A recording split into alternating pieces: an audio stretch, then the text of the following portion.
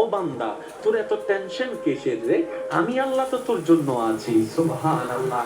আমি আছি না তোর? আরে যার কেউ নাই দেয় না টেনশন করে, যার টাকা নাই সে টাকা নিয়ে টেনশন করে, যার অভিভাবক নাই সে অভিভাবক নিয়ে টেনশন করে, যার মোবাইল নাই সে মোবাইল নিয়ে টেনশন করে। আরে আমি আল্লাহ তো আছি তো, আমি আল্লাহ তো আছি যিনি ইন্নাল্লাহ আলা কুল্লি শাইইন কাদির। আমি আল্লাহ রহমান তো আছি, আমি রহিম তো আছি, আমি গফফার তো আছি, আমি সত্তার তো আছি। সুবহানাল্লাহ। আমি গফফার তো আছি, আমি রাজ্জাক তো আছি। আর আমি থাকতে তো টেনশন কি? বান্দা বলে যে কথা তো ঠিক, যার নাই সে এনে টেনশন করে। আমার আল্লাহ যদি আমার থাকে, আমার তো টেনশন করার দরকার। তার মানে আমি এতদিন টেনশন করেছি, আসলে আমি আমার আল্লাহকে রাখতে জানি নাই। আমি আমার আল্লাহকে রাখতে জানি, আমি আমার আল্লাহকে ধরে রাখার মতো ধরে রাখতে জানি নাই, যার কারণে তো টেনশন আমাকে স্পর্শ করেছে।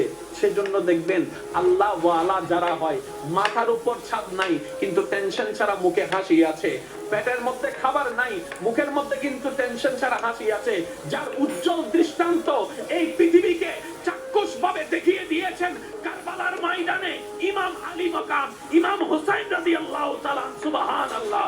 পরিবার সবাই শত্রুদের তীরের ভিতরে ছিল, তলোয়ারের ভিতরে ছিল। কাফেলার মধ্যে খাবার নাই কিন্তু মুখে কোনো টেনশন নাই, পানি নাই কিন্তু মুখে কোনো টেনশন নাই, পরিবার শহীদ হচ্ছে মুখে কোনো টেনশন নাই। সগব জিজ্ঞেস করে, ও ইমাম হুসাইন, এই কঠিন মুহূর্ত আপনি এত খুশি মনে আছেন কিভাবে? ইমাম হুসাইন উত্তর দেয়, আমার মাওলা তো আমার সাথে আছে, আমার টেনশন করার দরকার কি? বান্দারে, তোমার অন্তর যখন ব্যতীত হয়ে যায়, উপশম করার মতো কেউ থাকে না। দুঃখ ভুলার জন্য যখন তুমি তোমার আপনা মানুষের হাতটা ধরে দুঃখ ভুলার চেষ্টা করো, 2 দিন পরে দেখা যায় সে আপনা মানুষটাই অন্যের সাথে হাত মিলিয়ে তোমার সাথে প্রতারণা করে, তোমাকে ধোঁকা দেওয়ার চেষ্টা করে। কথা বলেন ঠিক কি না? বান্দারে, তুমি যখন অশ্রুসিক্ত নয়নে কান্না করতে থাকো, কার জন্য কি করেছি, কে আমার জন্য কি করেছে, সেই হিসাব মিলাতে মিলাতে বান্দা একবার দেখো না আমি রবের দিকে। সুবহানাল্লাহ। একবার তাকাও তোমার মনের চোখ দিয়ে আমি রবের দিকে। তুমি আমাকে ডাকো নাই কিন্তু আমি ফজরের নামাজ না পড়া সত্ত্বেও তোমাকে ফজরের নাস্তার ব্যবস্থা করে দিয়েছিলাম। সুবহানাল্লাহ। বান্দা, তুমি আমার জমিনে দাঁড়িয়ে হাজার গুনাহ করেছো আমার আদেশ অমান্য করে, কিন্তু আমি তোমার পা ভেঙে দিই নাই, বরং হাঁটার জন্য শক্তি দিয়েছি। বান্দারে, তোমার প্রতিটা মুহূর্তে কেউ তোমার খেয়াল রাখে নাই, আমি রহমানের রহমত তোমার খেয়াল রেখেছে। সুবহানাল্লাহ। বান্দারে, তুমি যখন ব্যথিত হৃদয় নিয়ে রাতের অন্ধকারে রুমের মধ্যে কান্না করো যে কেউ নাই আমার পাশে, তখন আমি রব ডাক দিয়ে বলি, ইন্নাল্লাহ মা'না, আমি রব তোর সাথেই আছি। বলেন সুবহান। ফাযকুরুনি, তুই বান্দা আমাকে ডাকতে দেরি, আযকুরুকুম, সারা দিতে আমার দেরি হবে না।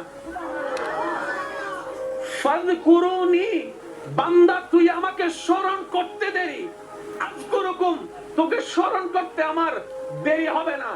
এক কথায় ফাযকুরুনি, বান্দা অভাবে করে তুই আমাকে স্মরণ কর, আযকুরুকুম, অভাব থেকে মুক্তি করার মাধ্যমে আমি তোকে স্মরণ করব। সুবহান। ফাযকুরুনি, বান্দা বিপদে পড়ে তুই আমাকে স্মরণ কর, আযকুরুকুম, বিপদ থেকে উদ্ধার করে মাধ্যমে আমি তোকে স্মরণ করব। ফাযকুরুনি, অসুস্থ হয়ে তুই আমাকে স্মরণ কর, আযকুরুকুম, তোকে আমি নিরাময় দিয়ে স্মরণ করব। সুবহানাল্লাহ। ফাযকুরুনি, তুই ঋণে পড়ে আমাকে স্মরণ কর, আযকুরুকুম, আমি ঋণ মুক্তি দেওয়ার মাধ্যমে তোকে স্মরণ করব। ফাযকুরুনি, তুই পারিবারিক অশান্তির মাধ্যমে আমাকে স্মরণ কর, আযকুরুকুম, শান্তি দেওয়ার মাধ্যমে আমি তোকে স্মরণ করব। ফাযকুরুনি, বউয়ের অত্যাচার, স্বামীর অত্যাচার, এলাকার অত্যাচার, পরিবারের অত্যাচার, বাবা চাচা মামার অত্যাচারে তুই ধৈর্য ধরে আমাকে স্মরণ কর, আযকুরুকুম, বিজয়ের দেওয়ার মাধ্যমে আমি তোকে স্মরণ করব। আপনাকে আমাকে রবের দিকে নিয়ে যায়, যে কষ্ট আপনাকে আমাকে নামাজের সিজদার দিকে নিয়ে যায়, যে যন্ত্রণা আপনাকে আমাকে তাহাজ্জুদ নামাজের দিকে নিয়ে যায়, যে দুঃখ কষ্ট যন্ত্রণা আমাদেরকে আল্লাহ সবরের দিকে নিয়ে যায়, সেই দুঃখ কষ্ট বাহ্যিকভাবে দুঃখের হলো, পরকালের চোখ দিয়ে তাকালে দেখবেন প্রত্যেকটা জায়গায় নিয়ামত আর নিয়ামত। কেমন নিয়ামত? ওই দুঃখটা আসার কারণে আপনি ধৈর্য ধরেছেন, ধৈর্য ধরার কারণে আল্লাহর প্রিয় হতে শুরু করেছেন। ওই ডনওয়ালার বেশিরভাগ পরিবারের সন্তানরা দেখবেন মা বাবাকে সম্মান করে না। ডনওয়ালার বেশিরভাগ পরিবার, আমি সবার কথা বলছি না, বারবার বলছি, কিছু কিছু পরিবারকে দেখবেন আপনি যেখানে মেয়েরা কাপড়ে ঠিক থাকে না, সম্পর্কে ঠিক থাকে না, সেই তুলনায় তো আপনার পরিবার অনেক ভালো আছে।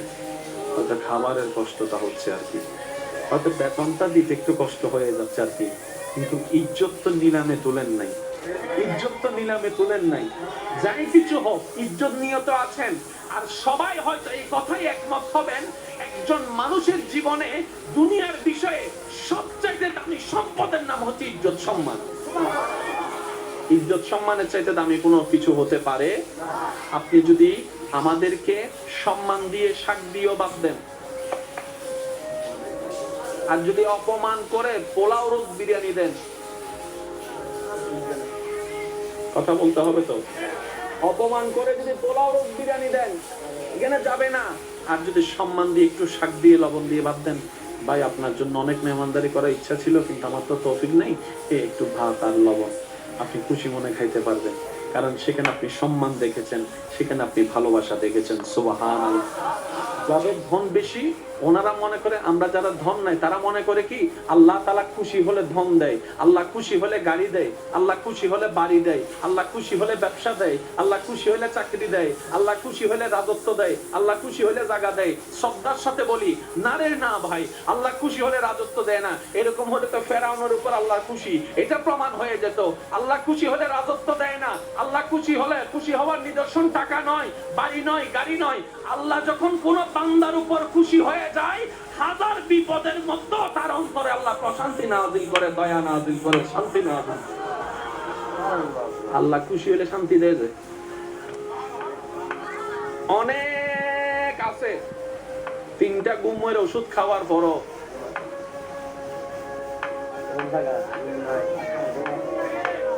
আরেকজন বাংলা ঘরে থাকে, বাচ্চা খাওয়ার পরে, নামাজ পড়ে বাচ্চা খাওয়ার পরে যখন শুই, এবার বলেন সুখী কে, 10 তলাওয়ালা নাকি বাঙ্গা ঘরওয়ালা? আর একটু জোরে বলেন না। 10 কোটি টাকা ওয়ালা, জামাইয়ের সাথে বউয়ের দেখা হয় না, বউয়ের সাথে জামাইয়ের দেখা হয় না, এক টেবিলে কখন ভাত খাইছে খবরও নাই, কারণ স্বামী স্বামীর জায়গায় ব্যস্ত, স্ত্রী স্ত্রীর জায়গায় ব্যস্ত, ছেলে ছেলের রাজত্বে, মেয়ে মেয়ের রাজত্বে, সব আছে কিন্তু ওই যে একটা মায়া মহব্বত নাই।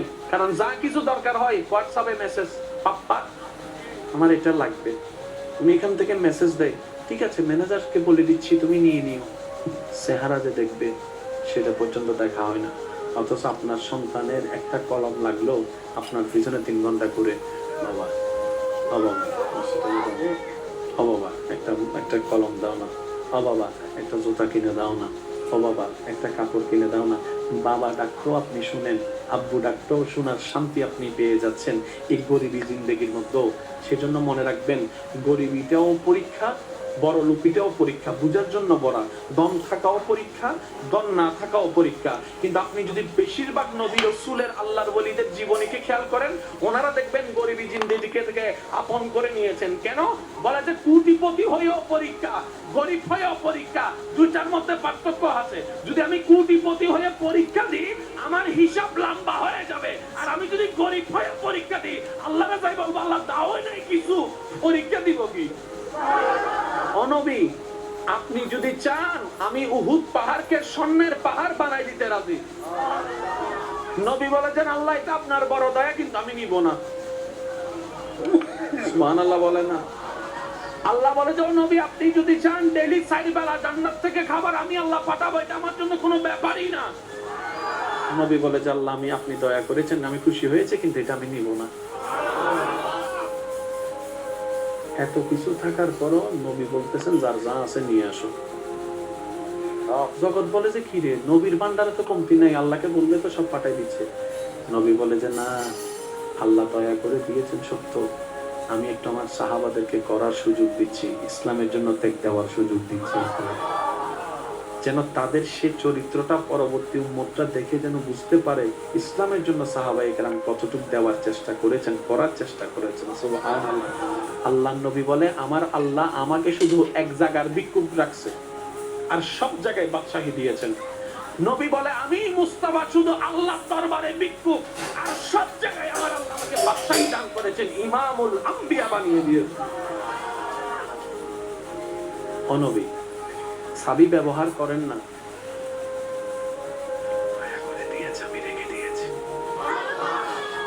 যদি আপনি ব্যবহার করবেন না, ওই করবো তো। ও নবী কখন করবেন? ওই হাসরের ময়দানে। ইয়া রাসূলুল্লাহ, হাসরের ময়দানে ব্যবহার কিভাবে করবেন? তখন নবী বলে যে হাসরের ময়দানে আমার গুনাহগার উম্মত যখন জাহান্নামে চলে যাবে, তখন আমি আল্লাহর দরবারে সিজদায় গিয়ে বলবো, আল্লাহ তুমি আমাকে এটা দিয়েছো, আমি নিই নাই, এটার বদৌলতে আমার উম্মতকে জান্নাত দান করো, আমার উম্মতকে জান্নাত দান করো। আল্লাহ তুমি স্পেশাল দোয়ার ব্যবস্থা করেছো, অন্যান্য নবীরা দোয়া ব্যবহার করেছেন, আমি দোয়াটা রেখে দিয়েছি হাসরের ময়দানে আমার গুনাহগার উম্মতকে জাহান্নামী থেকে জান্নাতে বানানোর জন্য। সুবহানাল্লাহ। আরেকটু জোরে বলেন না সুবহানাল্লাহ। কি সৌভাগ্য আমাদের, ওই দয়াল নবীর উম্মতের খাতায় আপনি আমি নাম লেখাইতে পারি। আজকে একটা কথা মনে রাখবেন, সারা পৃথিবীর সমস্ত জ্ঞানী ব্যক্তি 10,000 কোটি বছর ওয়াইজ করে বক্তব্য দিয়ে কিতাব লেখে যতটুক জ্ঞানের পাহাড় হবে, সমস্ত কিছু কোরআনে আল্লাহ তাআলা এক শব্দে শেষ করে দেন। আরেকটু জোরে বলেন না। কোরআনের মুজিজাটাই ভিন্ন। 10,000 কোটি মানুষ 10,000 কোটি বছর ওয়াইজ করো, সে জ্ঞানের পাহাড় আনতে পারবে না, আল্লাহ এক শব্দে যেটা বুঝিয়ে দিবে। আল্লাহ বলেছেন ইন্না আ'তাইনা কাল কাউসার, ইন্না আ'তাইনা কাল কাউসার। তিনটা শব্দের ভিতরে শত শত বছর